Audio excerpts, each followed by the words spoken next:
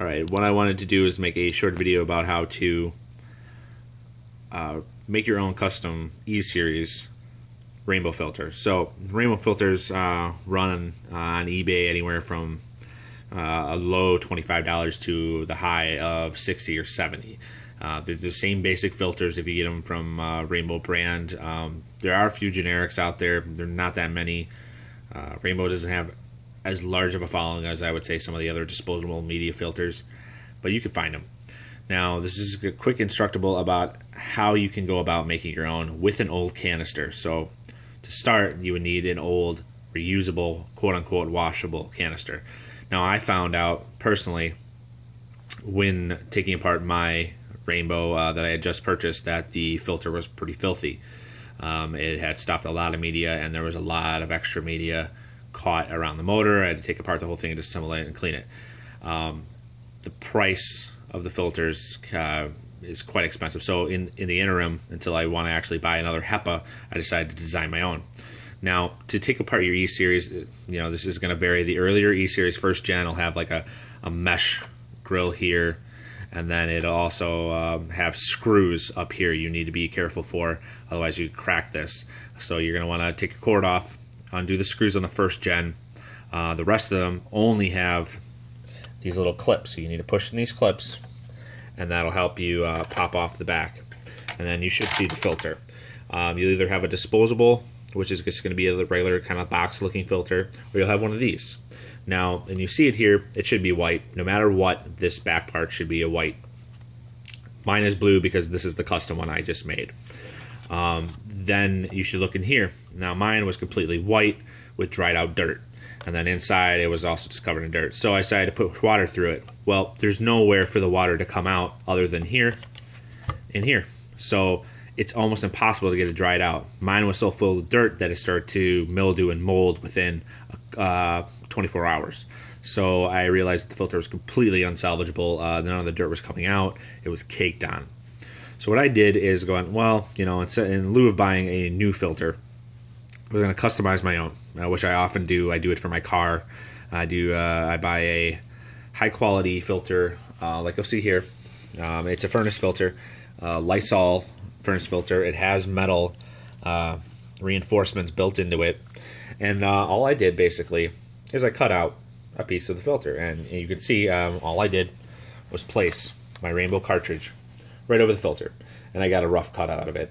What I did is I made sure I had the corner of the filter to act as a kind of a frame. Now this side's going to be a weak side and some air may slip through it, so this isn't the best choice in the world. What I also did is I bought carbon cut to fit filters. Frost King makes a good one. They're all over your local hardware store, so you can cut and replace your own filters. I did this also in my car, same kind of type of media and filter. The reason I did it for Rainbow is this filter worked so well that within 6 or so months of driving an air filter on my car, it was completely black, and I knew I made the right choice because it was filtering very, very well. It's a good alternative to a genuine HEPA, in my opinion. It's a high quality air filter. So what you're going to have to do, and I apologize for the rough cut of this. I just did this, pretty recently just to do a test fit and make sure, and I'll have to clean it up. But you basically take a Dremel tool or a cutter that you feel comfortable with, and you just basically cut out the top. The reason I chose this method is because the top was the least crucial for airflow. I could easily pull the filter out.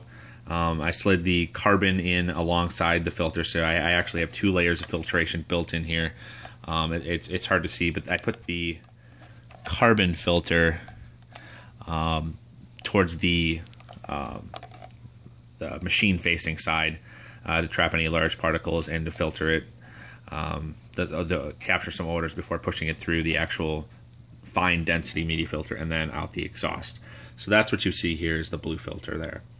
It's pretty simple, and it takes a little bit of time, a little bit of skill. Obviously, I'm not overly skilled with the Dremel, but this will work. So what I will do is I could put a hard piece in here, and then I will cover it with like duct tape. And honestly, it's as easy as that to get the air to be forced through the filter and then back out through the exhaust.